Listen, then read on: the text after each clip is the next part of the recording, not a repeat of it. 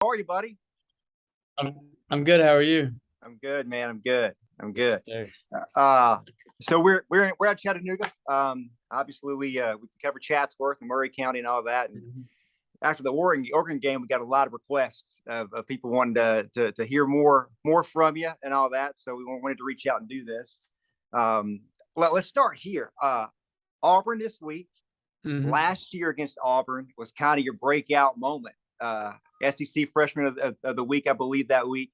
Just tell me, looking back on that game a year ago, kind of what that did for you, maybe confidence wise, and just kind of setting the tone for what was to come over the last year. Oh yeah, I mean definitely anytime you have a good game, definitely a confidence booster. So I mean to be able to get out there and make plays for my team, it's awesome. So I mean really just kind of one game at a time and just kind of building step by step. So and that's really how I look at it. Yeah. Well, what do you think about this game coming in this weekend? Obviously, strong start to the season. Mhm. Um, Last week was one of those games where you have to win one when you're challenged a little bit. Explain kind of how you feel going into this game.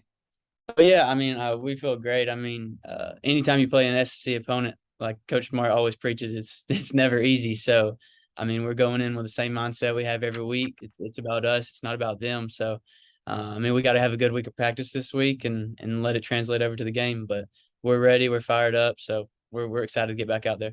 Yeah, Coach Smart said this about you during the Sanford week. Quote, I think the biggest thing with Ladd is not overuse. He can run himself into the ground because he will go as hard as he possibly can every day. What is that instinct? What is that gear? Or where's that come from for you? Really, that's just kind of how like ever since I was little, like I just kind of always wanted to be the best I can be. So I never wanted anybody to beat me. I feel like I'm a huge competitor. So I think that's really where I get it from. Just kind of growing up with my older brother out on the basketball court in the yard, like every single day. So I feel like that's where I get it from. Just kind of growing up in a family that's super competitive, and then it kind of just translated over to the court to the field. So What do you think? Tell me about growing up in Chatsworth. You know what mhm. what what sticks out in your mind about what made that upbringing kind of special for you? uh, I mean, really, everybody knows everybody. So I grew up with the playing with the same kids literally all the way since I was 5 years old to high school. So I mean, we had a connection that was awesome. So really, I think that's the biggest thing. Everybody knows everybody. I know everybody's parents. They know me. So really, that connection that we had, and then I feel like when we went out on the field and stuff, it translated over because I mean, we knew each other since we were 5 years old. So I think that's kind of the biggest thing. We grew up together. We're all best friends, and everybody knew everybody. Yeah. Tell me about your recruitment a little bit. I know you were, I think, a three-star out of high So, school, and you played everywhere. You played some yes, running back, quarterback, receiver. yeah. Played basketball. I mean, you were a versatile guy. What do you think that? First, tell me this. Kind of, if you could tell me any of the stories from your recruitment, kind of like when you first started talking to Georgia coaches, and kind of like what they saw in you and what they liked about you early on.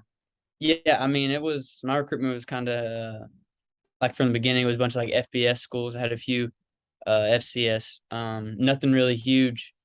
Uh, Talked to Georgia a little bit. I went to a game, just didn't really know what it was going to be, and all of a sudden, kind of got a couple of texts from Coach Smart and Coach Hank at the time, and I think it was Coach Hartley, and it kind of set in like, oh, this could turn into something.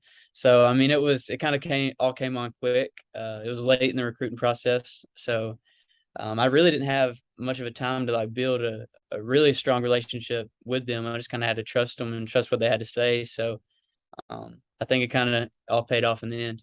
Yeah, I remember talking to Kirby Smart at media days down in Atlanta Mm. before the season, and he talked about that how he was surprised more bigger schools weren't looking at you, and he talked about how your speed showed up on the field, right? Not just that you were fast, but you were fast in games and fast in positions. Did you hear a lot about that? Coming in as far as how that might be a separator for you, your speed. Oh yeah, I mean, I think anybody can run. You have a good advantage. So uh, yeah, I mean, I feel like that's kind of always been one of my strengths ever since I was little. So I think that's kind of probably something they saw in me, and some other schools that gave me the opportunity saw in me. So yeah, speed's something that definitely helps. Yeah, yeah. But as you also talked about, and as Kirby's talked about, in the last few weeks, right? He said that you block bigger than you look, or block bigger Mm. than you are. How you kind of do the little things out there, do the intangibles. But where did that come from? Because I mean, that clearly shows your versatility and your Mhm. ability to kind of buy into a more of a team concept and all that. But where do you think all that comes from? Oh yeah, I mean, there's definitely kids on the field that are like more athletic than me, bigger than me. So I mean, I think really I have to kind of key in on all the little things that can separate me from someone that might be a little bit bigger, might be a little bit faster, a little bit stronger. So I think really that's kind of where like what my mindset is. I got to do all the little things to kind of separate myself in those different categories. Yeah. When you go back home now that you've kind of you know gotten some recognition, gotten some Mhm. attention, kind of had you've had a few of those breakout games. Auburn was one, Vanderbilt last year was one, Oregon this year was one. When you go back home, what's that like for you as far as how people kind of react to you and kind of treat you? If you treat you like the same old lad you always been, or is it a little bit different? Yeah, I mean, it's a little bit different, obviously, but, I mean, yeah, I've kinda known all those people for my whole life, so, I mean, I'm still Ladd to them, and whoever it is still them to me, so it's cool, though, kinda going back and just kinda still realizing I have all those relationships with those guys that I can talk to, and it feels like it was just the other day that I was hanging out with them every single day, so, I mean, it's different in some aspects, but I mean, they're still my guys, and those are still the people that I grew up with and that I'll remember for really literally the rest of my life. So This might be the most controversial question I ask you. The biscuit box or Edna's? Which one's your favorite? this oh, that's totally different. That's two different restaurants right there. But But they're right my next to mom, each other. They're right down the street, right? yeah, it is. But my mom would definitely say Edna's. She's a huge Edna's fan, so we'll go with it. We'll go with that. When you go to Edna's, what do you get? What's your order? I just got to get the God, what do I get? Let's see. I like probably just go with chicken. That's the fried chicken. That's the main one. Mashed potatoes, green beans, some okra maybe. So that's kind of the base order, I guess. It sounds good, man. It's lunchtime. I'm ready for that right now. Yes, sir. Tell me this. What is it like each week playing where at the level you're playing at as a team, right?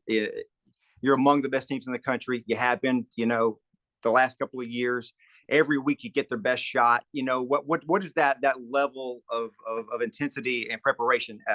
What's that like every week? Kind of getting to that level. Yeah, I mean it's our practice kind of is what translates over to the game for us. That's how we get better. That's how we kind of can make our mark. That's what gets us prepared for Saturday. So, I mean, I think the intensity throughout the week sometimes might even be higher than it is on the game because that's when we put in our work and that's kind of what we need to do for it to translate over to the game. So, yeah, it's definitely high energy all the time, and I mean that's really just kind of how we are and what we base ourselves off of here at Georgia. All right. Last question here is about Stetson. We were at the Oregon game, in Atlanta to start the season, and Kirby's talking about Stetson and about what gave him his edge. He said, talk about the flip phone and all that stuff, but he Mhm. also said, I don't think Stetson gets affected by anything I do, you do, or anybody does. Stetson lives in his own world, and he does a really good job of blocking out all the noise of that.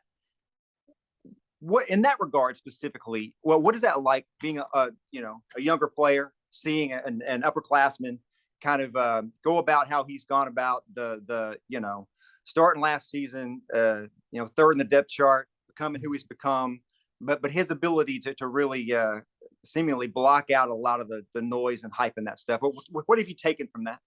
Oh yeah, I mean that's definitely like inspiring and something you can kind of really look at and be like, all right, that's kind of what I would want to do because I mean he has so much hype. He also has some people that might not be on his side, but like you said, he doesn't care about anybody but us and himself, like in our team. So yeah, it's awesome that he's able to do that, and it's something that's not easy.